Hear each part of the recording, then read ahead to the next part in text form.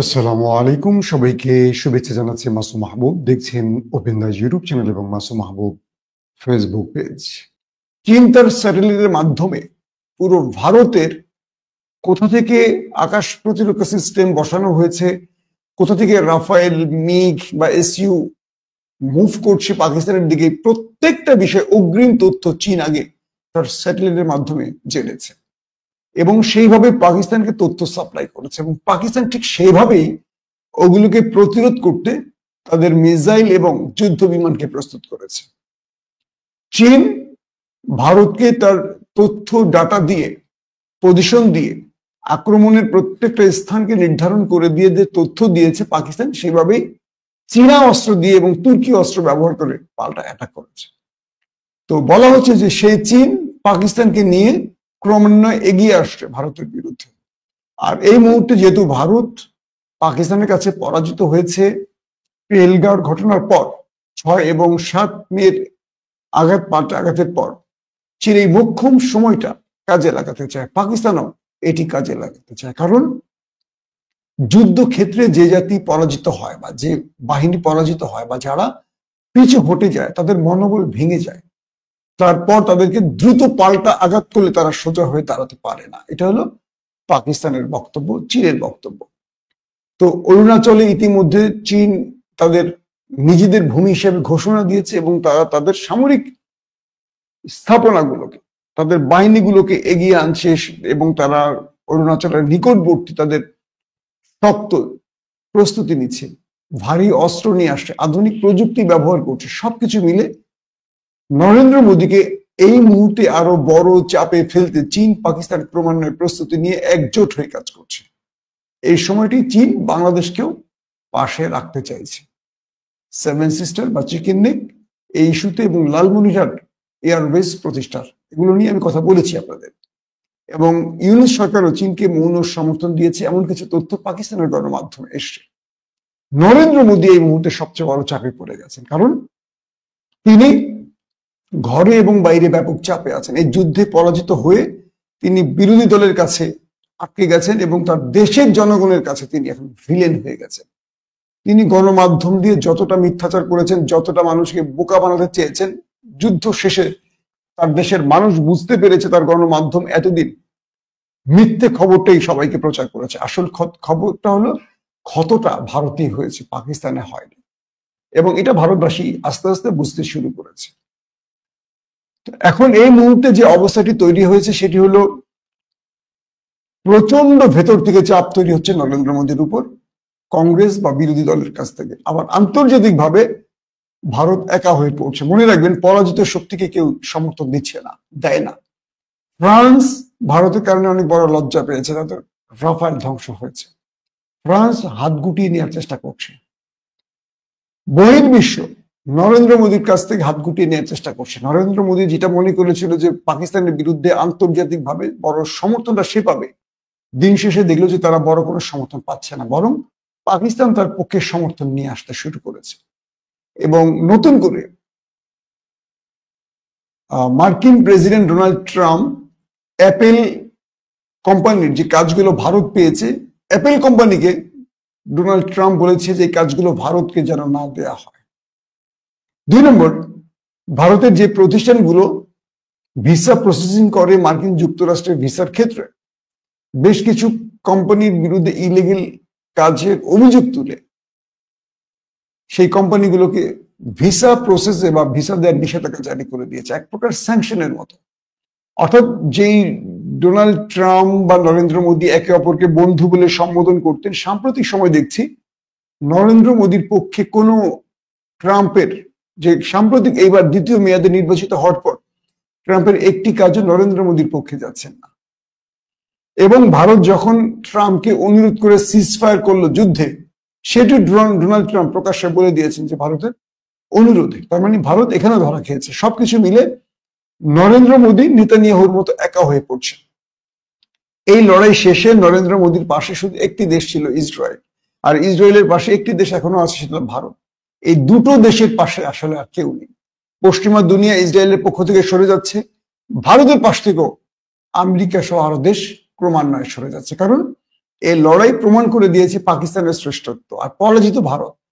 ভারতের কাছ থেকে মুখ সরিয়ে দিচ্ছে অনেকে, হয়তো অস্ত্র বিক্রি করবে অনেকে, কিন্তু এই পরাজয় নরেন্দ্র মোদী না পুরো ভারতবর্ষকে পরাজিত করে ফেলেছে বিশ্বের কাছে। তাই আন্তর্জাতিক লবিং এর কাছে, লবির ক্ষেত্রে বা আন্তর্জাতিক কি বলবো যে ফোরামে বা বিশ্ব মোড়লদের ফোরামে পাকিস্তানের অবস্থাটা আরো পাকাপোক্ত হয়েছে, ভারত এটা দুর্বল হয়েছে। পাশাপাশি চীন যে দ্যুতি ছড়াচ্ছে পুরো পৃথিবীতে, এই দ্যুতিটি পাকিস্তানের হাত ধরে হয়েছে, কারণ পাকিস্তানের পাইলটরা, পাকিস্তানের সেনাবাহিনী এই বিশ্বের কাছে নতুন একটি বার্তা দিয়েছে।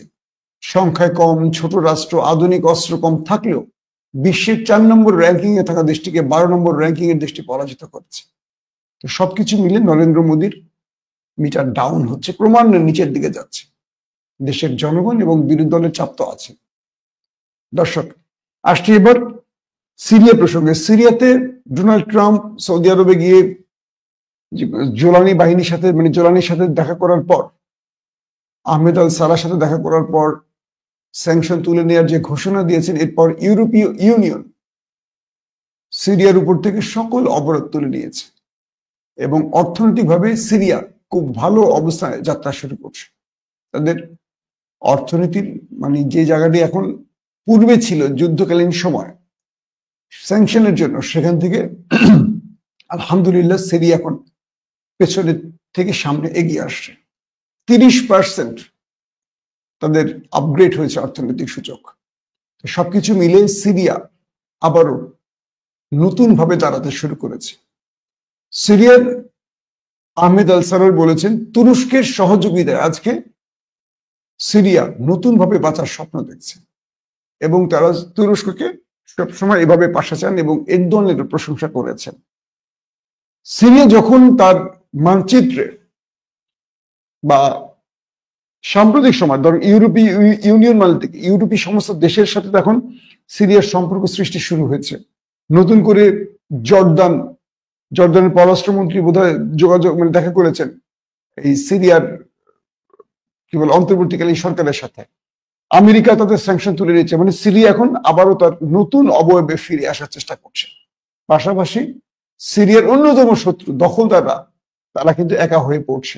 ভালো করে খেয়াল করেন, এখন সিরিয়াকে একটা স্ট্রং জায়গায় দাঁড়িয়ে ফিলিস্তিনের জন্য ভূমিকা রাখতে হবে। এখন কেউ কেউ আবেগে বলে ফেলবেন যে সিরিয়া কেন দাঁড়াচ্ছে না, এরদোয়ান কেন দাঁড়াচ্ছে না ফিলিস্তিনের পাশে। আসলে ফিলিস্তিনের যে ঘটনাটি ঘটেছে এটা খুব ভুল সময় ঘটে গেছে, হোক সেটা ইরানের মধ্য দিয়ে হোক, যে কোনো সময় হোক, কিন্তু সিরিয়ার আর ফিলিস্তিন এক নয়। ফিলিস্তিনের চারপাশের একটি দেশও ফিলিস্তিনের বন্ধু না।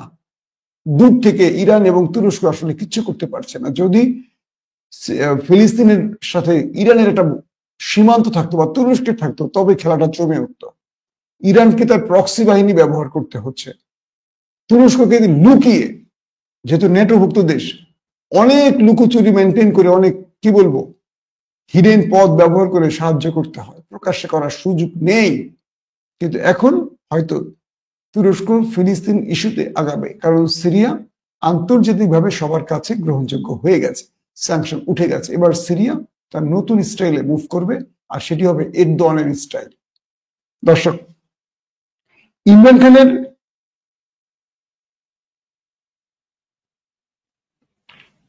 মুক্তির ব্যাপারে কিছু খবর আসছে যে কোনো সময় পাকিস্তান পার্লামেন্টে আস্থা অনাস্থা ভোট আসতে পারে। এটা নিয়ে আমি আজকে কয়েক দফা কথা বলেছিলাম বেশ কয়েকজন সাংবাদিকের সাথে পাকিস্তানে। তো বলছে যে পিটিআই না, এটা মাহমুদ আজাকজাই, ইমরান খানের একজন কোয়ালিশন পার্টনার, তার পক্ষ থেকে এই প্রস্তাবটি এসছে এবং ইমরান খান এখন পর্যন্ত এটা নিয়ে কোনো সিগন্যাল দেননি। আজকে ইমরান খানের 3 বোন এবং আইনজীবীরা তার সাথে দেখা করেছেন এবং ব্যারিস্টার গহর বেরিয়ে এসে বলেছেন ইমরান খান শাহবাজ শরীফের সাথে কোনো প্রকার সাক্ষাৎ করবেন না। তবে ইস্টাবলিশমেন্টের সাথে বা ইস্টাবলিশমেন্ট যদি কোনো বিষয় ইমরান খানের সাথে কথা বলতে চায়, তাদের দরজা তিনি খোলা রেখেছেন, কারণ তারাই রাষ্ট্রের ক্ষমতার উৎস। আর মুসলিম লীগ নুন বা শাহবাজ শরীফ তারা হলো পুতুল সরকার, তাদের আসলে এই রাষ্ট্রে কোনো ক্ষমতা নেই। তারা ইস্টাবলিশমেন্টের নির্দেশ কেবল ফলো করে। তো যারা ফলো করে তাদের সাথে আসলে ইমরান খান বসতে রাজি না, যেটা কদিন আগে খবর এসে শাহবাজ শরীফ বসতে চান ইমরান খানের সাথে। ইমরান খান তার বোনদের মাধ্যমে আজকে যে বার্তাটি দিয়েছেন, ইমরান খানের বোনেরাও যে কথাটি বলেছেন যে ইমরান খান মুসলিম লীগ নুনের সাথে কোনো প্রকার বসবেন না, যদি বসেন ইস্টাবলিশমেন্টের সাথে বসবেন, অর্থাৎ সামরিক বাহিনীর সাথে বসবেন, সেখানেই তিনি তার বক্তব্য তুলে ধরবেন বা তাদের বক্তব্য শুনবেন। তারপর রাষ্ট্রকে, ভারতের বিরুদ্ধে যে একটা অবস্থা যাচ্ছে, ভারত যে কোনো সময় আবারও পাকিস্তান আক্রমণ করতে পারে, এখান থেকে রাষ্ট্রকে সংযত করা বা জনগণের সমর্থন নিয়ে পাকিস্তান একটা বড়সড় যুদ্ধে মোকাবেলা করতে পারে, এই বিষয়ে হয়তো ইস্টাবলিশমেন্ট ও পাকিস্তানের সাহায্য, মানে ইমরান খানের সহযোগিতা চাইছেন। কারণ যুদ্ধটা মাত্র 72-74 ঘন্টা হয়েছে। যদি যুদ্ধটা কয়েক দিনের জন্য হয়, কয়েক সপ্তাহের জন্য, কয়েক মাসের জন্য হয়, সেই ক্ষেত্রে জনগণ যদি সেনাবাহিনীকে সাহায্য না করে, নির্দ্বিধায় এই যুদ্ধ ভারতের বিরুদ্ধে জয় করা সহজ হবে না। ভারত একটা দানবীয় রাষ্ট্র, বিশাল বড় দেশ, এইটা সেনাবাহিনীকে বুঝতে হবে। তো একদিকে ইমরান খানের মুক্তির বিষয়গুলো আলোচনায় আসছে, ইস্টাবলিশমেন্ট ইমরান খানের সাথে শিগগিরই বসছেন, বারবারই বসছেন, কিন্তু খবরে আসছে। এবং ইমরান খান তার জনগণকে বলছেন যে সেনাবাহিনীর পাশে থাকতে হবে, কারণ এই দেশ, এই মানচিত্র আগে, তারপর রাজনীতি।